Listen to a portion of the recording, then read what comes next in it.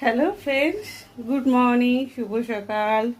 আশা করি সকল বন্ধুরা খুব ভালো আছো। আর দেখলেই সকাল সকাল স্নান করে বাসি কাজকর্ম করে নিয়ে ঠাকুর সেবা তো হয়ে গেছে। আর এদিকে দেখো বসিয়েছি চা।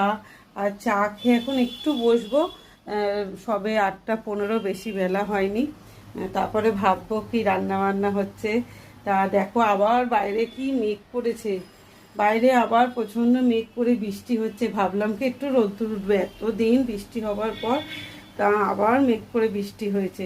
আর চলো চাটা করে নি, চাটা করে খাই। আর তোমরা সবাই গুড মর্নিং। তোমরা